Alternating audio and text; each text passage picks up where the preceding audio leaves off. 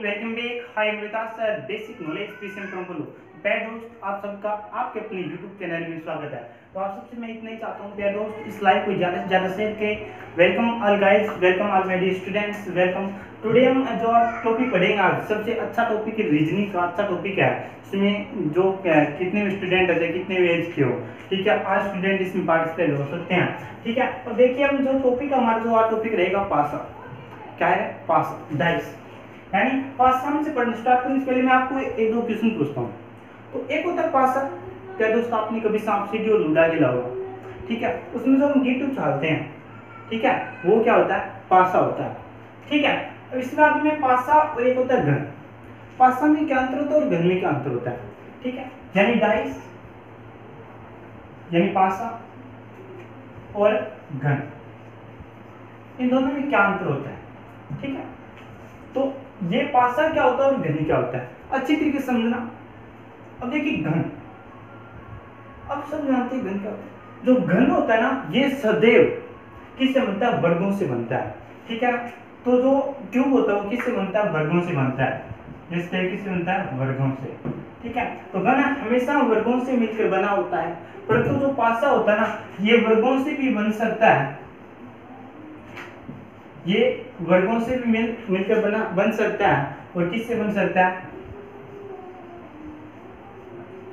आयतों से भी, ठीक है। ये वर्गों से भी मिल सकता है और आयतों से भी। ये जो पासा होता है ये वर्गों से भी हो सकता है और क्या हो सकता है, आयतों से भी हो सकता है। जो हम लूडा खेलते हैं, ठीक है, उसमें जो पासा हम उछालते हैं वो किस प्रकार होता है, हमेशा वर्गाकार होता है, कभी देख लेना, ठीक है। और आयताकार कौन होता है, जिसमें आप बहुत सारे एग्जांपल दे सकते हो, ठीक है ना। इस प्रकार हमारे पास इरेजर है, दैट मींस रबर, ठीक है। रबर किस प्रकार होता है, आयताकार पासा होता है वो, ठीक है ना। अब देखिए घन, अब घन की दूसरी विशेषता क्या है, घन पर कभी भी नंबर नहीं लिखे होते हैं, घन पर कभी भी नंबर नहीं लिखे होते हैं, ठीक है ना। तो घन पर वो जो नंबर होते हैं ना, 1 2 3 4 5 6 तक नंबर, वो नहीं लिखे होते हैं, ठीक है। और घन आप जानते हो इसमें ये लंबाई, चौड़ाई और ऊंचाई से क्या होती है, बराबर होती है, ठीक है ना। लेंथ और हाइट तीनों क्या होती है, सेम होती है। इस तरह के ये किससे बनता है, ये स्क्वायर से बनता है, ठीक है। इस पर नंबर नहीं लिखे होते हैं, नंबर इज नॉट रिटन, ठीक है। तो इसमें क्या होता है, नंबर लिखे होते हैं, किस तरीके से लिखे होते हैं, आप 1 2 3 यानी किसी भी तरीके से हो सकता है, इस तरीके से नंबर लिखे होते हैं। जिस डाइस में नंबर लिखे होते हैं वो क्या होता है, ये जो डाइस होता है उसमें नंबर लिखे होते हैं, और पास क्यूब होता है उसमें नंबर नहीं लिखे होते हैं। ये होता है हम दोनों में क्या छोटा संबंध होता है। चलो हम आज बात करेंगे ओनली फॉर डाइस की बात करेंगे, क्यूब की बात नहीं करेंगे, ठीक है। चलो हम डाइस की बात मतलब पासा, ठीक है। अब प्यारे दोस्त, आपने अभी तक आपके इस लाइव को शेयर नहीं किया, तो सारे से प्रयास से किसी विद्यार्थी को एक 10% बेनिफिट होता ना, तो आप अपने आप को भाग्यशाली माने, ताकि आपकी इस छोटी सी प्रयास से इस एक विद्यार्थी का भविष्य अच्छा हो गया। चलो हम डाइस का, अब डाइस 2 प्रकार के होते हैं, कितने प्रकार के होते हैं, 2 प्रकार के। कौन कौन से होते हैं आप सब जानते हो, एक होता है स्टैंडर्ड डाइस, एक होता है नॉन स्टैंडर्ड डाइस, ठीक है। अब एक होता है स्टैंडर्ड डाइस, स्टैंडर्ड डाइस यानी इसे बोलते हैं मानक पासा, ठीक है। एक होता है non standard dice, non standard dice यानी साधारण पासा। पासा 2 प्रकार का होता है, एक होता है स्टैंडर्ड डाइस यानी मानक पासा, एक नॉन स्टैंडर्ड डाइस यानी साधारण पासा। इसे सिंपल डाइस भी बोलते हैं या फिर ऑर्डिनरी डाइस भी बोलते हैं, ठीक है ना, वो अलग बात है। अब जो सिंपल डाइस होता है या फिर नॉन स्टैंडर्ड डाइस होता है, ये 2 प्रकार के होता है। कौन कौन सी, एक होता है क्लोज डाइस यानी बंद पासा, एक क्या होता है बंद पासा, और एक क्या होता है ओपन डाइस यानी खुला पासा। देखिए हम डाइस के बारे में, डाइस के 2 प्रकार होते हैं, एक स्टैंडर्ड डाइस होता है और एक क्या होता है नॉन स्टैंडर्ड डाइस होता है, ठीक है। तो नॉन स्टैंडर्ड डाइस उसके 2 पार्ट होते हैं, एक क्लोज डाइस, एक क्या होता है ओपन डाइस होते हैं। चलो हम इसके प्रत्येक यहाँ विस्तार से बात करेंगे। पहले बात करते हैं स्टैंडर्ड डाइस के बारे में। अब देखिए मानक पासा, मानक पासा क्या होता है, अच्छी तरीके से। अब जो मानक पासा होता है ना, तो एक बात आप गांठ मान लीजिए कि हम किसी भी पासे को देखते हैं, ठीक है, तो हम एक साथ उसकी 3 सतह देख सकते हैं। तो हम डाइस के बारे में थोड़ा सा बोल बताता हूँ। तो डाइस की जो स्ट्रक्चर होती है वो क्या होती है, 3D होती है, क्या होती है 3D होती है, ठीक है। और जो डाइस होता है उसकी जो सतह होती है सतह होती है वो कितने होते हैं, 6 होती हैं। ठीक है, सतह को आप फलक भी बोल सकते हो। ठीक है, कितने होते हैं, 6 होते हैं। ठीक है, इसकी जो भुजाएं होती हैं, भुजाएं का मतलब कोरे, ये भी कितनी होती है, 12 होती हैं। और कोने कितने होते हैं, कोने 8 होते हैं। ये छोटी छोटी बातें ये आप बताने जरूरत नहीं, फिर भी हम बता रहे हैं। तो डाइस की जो स्ट्रक्चर होती है वो 3D होती है। सतह कितनी होती है, 6 सतह होती है। फिर सतह का मतलब फलक हो गया यानी फेस हो गया। ठीक है, इसकी भुजाएं कितनी होती है, 12 भुजाएं होती है, साइड से होती हैं। ठीक है, इसके कोने कितने होते हैं, 8 कोने होते हैं। ये छोटी छोटी बातें थी। चलो हम मानक पासे की बात करते हैं। अगर हम कभी भी एक पासे को देखते हैं, किसी भी पासे को देखते हैं, तो हम एक साथ कितने कोने को कितनी साइड को देख सकते हैं। साइड का मतलब क्या हो गया, हम कितने सतह को देख सकते हैं, ओनली फॉर 3 सतह को देख सकते हैं। ये क्या है, डाइस है। ठीक है, अब इस डाइस की मैं एक साथ कितनी सतह को देख सकता हूँ, 1 सतह, 2 सतह, 3 सतह को देख सकता हूँ। ठीक है, पहला पॉइंट ये। और दूसरा पॉइंट ये है कि अगर हम किसी भी डाइस को देख रहे हैं, ठीक है, और देखने के साथ हम एक साथ विपरीत सतह नहीं देख सकते हैं। एक सतह की यानी इस सतह की विपरीत सतह नहीं देख सकते हैं। ये तो मानक पासा। और मानक पासा क्या होता है बताता हूँ मैं। ठीक है, ये कंडीशन थी। हमारे पास एक जो विपरीत सतह होती है, विपरीत सतहों के अंकों का योग कितना होता है, 7 होता है। ठीक है ना, तो जिसकी ऑपोजिट साइड्स होती है ना, ठीक है, उसका जो ऑलवेज सम रहता है वो कितना रहता है, सेम रहता है। ठीक है, तो जो इसकी विपरीत सतहों के अंकों का योग हमेशा कितना होता है, 7 होता है। तो मैं इस पर कोई भी अंक मानता हूँ। तो मैंने कहा 1 2 3 है। ठीक है, अब मैं आपसे पूछूं यहाँ पर 1, अब 1 की विपरीत सतह आप नहीं देख सकते। ठीक है, तो अब ये क्या हमारे पास है, तो अगर विपरीत सतह के अंकों का योग 7 होता है, इसका मतलब क्या हुआ, इसका मतलब ये हुआ कि जो निकटवर्ती है, निकटवर्ती सतह है, ठीक है, जो हमें सतह दिख रही है, उनका अंकों का योग 7 नहीं होता। अंकों का योग 7 नहीं होता। इसका मतलब क्या कि इसकी जो सतह हमको दिखाई दे रही है उनके अंकों के योग 7 नहीं होता है इसे मानक भाषा में। ठीक है, अब देखिए एक की विपरीत सतह क्या हो सकती है, आप बताइए। तो आप लोग सर 1, अब 1 में क्या जोड़ेगी, 7 हो जाए, यानी विपरीत सतहों के अंकों के योग 7 होना चाहिए। आप लोग सर 6 जोड़ेंगे। अब 2 की क्या होगी, क्या दोस्त आप बताइए। 2 क्या होगी, आप लोग सर 2 में 5 जोड़ दो।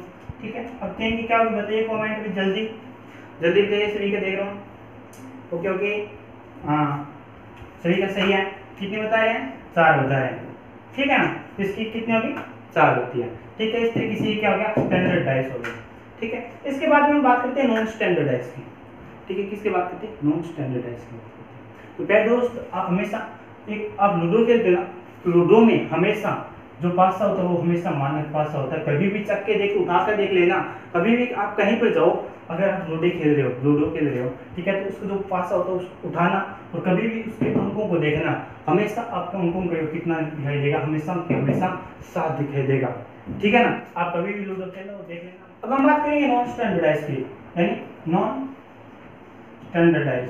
ठीक है, अब नॉन स्टैंडर्डाइज क्या होता है, एक बात तो इसमें स्पष्ट होगी, इसकी विपरीत सतहों का अंकों के साथ नहीं होगा, यानी जो विपरीत सतह होती है,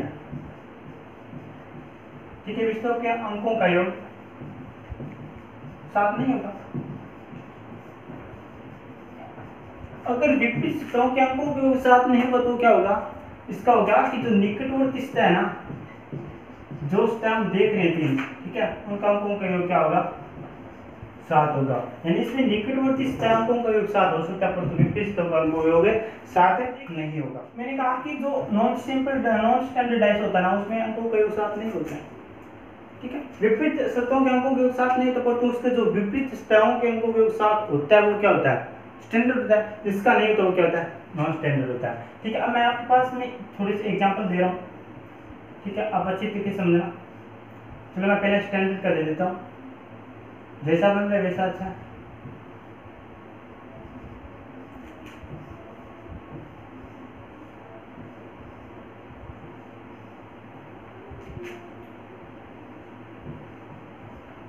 ये मेरे पास एक किया करती है, एक किया करती है।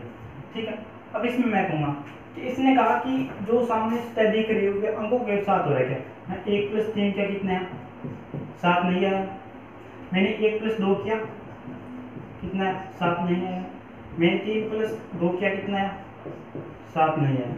तो अगर मैं इन सभी स्तों को जोड़ता हूँ तो 7 नहीं आता है, और जिनके जो सामने से देखने पे 7 नहीं आता वो कौन सा होता है मानक। ठीक है, तो ये कौन सा पास हो गया स्टैंडर्डाइज हो गया।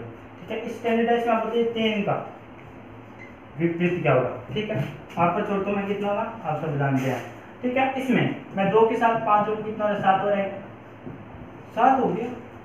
3 और 2 5 और 2 कितना तो 7 होता है। तो ये डाइस कौन सा हो गया, ये हो गया साधारण पासा। ये कौन सा हो गया पैटर्न, ये हो गया साधारण पासा। ठीक है, ये कौन सा, ये सिंपल डाइस है, ये क्या है नॉन सिंपल। ये सिंपल डाइस है, ये क्या है स्टैंडर्ड डाइस है। इस तरह आप क्या करते हैं पासे में। अब बात करते हैं कंपैरिजन यानी तुलना। अब देखिए हमारे पास दो पासे दिए गए हैं। ठीक है, मैं 2 पासे बना रहा हूँ, अच्छे तरीके से देखना मैं क्या कहना चाहता हूँ, आप क्या सुनना चाहते हैं।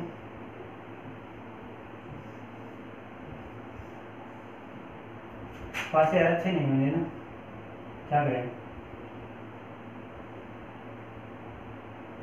ठीक है, एक ही पास है और एक ही पास है। ठीक है, इन दोनों पासों को देखिए। ठीक है, अब इस पासे में मैं कोई अंक लिख रहा हूं 1 2 3। ठीक है, इसमें मैंने लिखा 1 6 4। अब पहला रो, पहला किसकी है, मेरे पास ये 2 पासे, मेरे पास ये 2 पासे और पहला किस क्या है कि अगर किसी भी 2 पासों हमें 2 चित्र दिए गए उसमें कोई भी अंक सेम ना हो, कोई भी अंक सेम ना हो। ठीक है, इनमें सभी में कोई अंक सेम है नहीं है, कोई भी अंक सेम नहीं है, तब अगर हम उसको विपरीत सतह देखते तब क्या होता है, जो राइट होता है ना, राइट का विपरीत लेफ्ट होता है, लेफ्ट का विपरीत क्या होता है, लेफ्ट का राइट होता है। ठीक है, जो अप वाला होता है ना ऊपर वाला क्या होता है, ऊपर वाला ही होता है। ठीक है, यानी ऊपर वाले का ऊपर वाला, यानी एक का विपरीत 3 हो गया, 2 ये क्या है लेफ्ट है, लेफ्ट का हो जाएगा राइट। ठीक है, 2 का विपरीत क्या हो गया 4 हो गया। ठीक है, तो 5 का कितना हो गया 6 हो गया, समझ गए ना। अगर हमें दो पासे दिए गए हैं उसमें से कोई भी अंक सेम नहीं है तो ऊपर वाले का विपरीत ऊपर वाला होगा, लेफ्ट का विपरीत राइट होगा, राइट का क्या होगा लेफ्ट होगा। ठीक है, पहला केस। ठीक है, अब सेकेंड केस है, अगर हमें पासा दिया जाता है इसमें एक अंक सेम है, इसमें क्या ओनली फॉर एक अंक सेम है। अब एक अंक सेम किस तरह से मैंने एक पासा बनाया,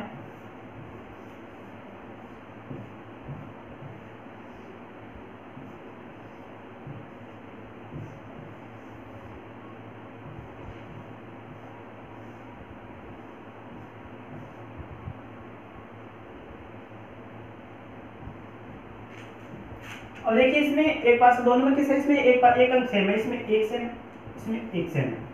ठीक है, अब इसका किसका क्या विपरीत होगा, तो मैं इसको क्लॉकवाइज घुमाता हूँ, इसको भी क्लॉकवाइज घुमाता हूँ, तो इसके एक बाद में क्या आता है 4 आता है, 4 का विपरीत, इसमें एक के बाद में क्या आता है 6 आता है, 4 के विपरीत क्या हो गया 6 आ गया।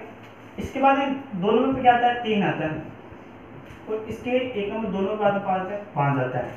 तो देखिए एक क्या विपरीत क्या हो गया 6 हो गया, 3 के विपरीत कितना 5 हो गया। ठीक है, और एक का विपरीत क्या हो सकता है सर बता सकते हैं, सर इसमें 2 नहीं है 2 होगा।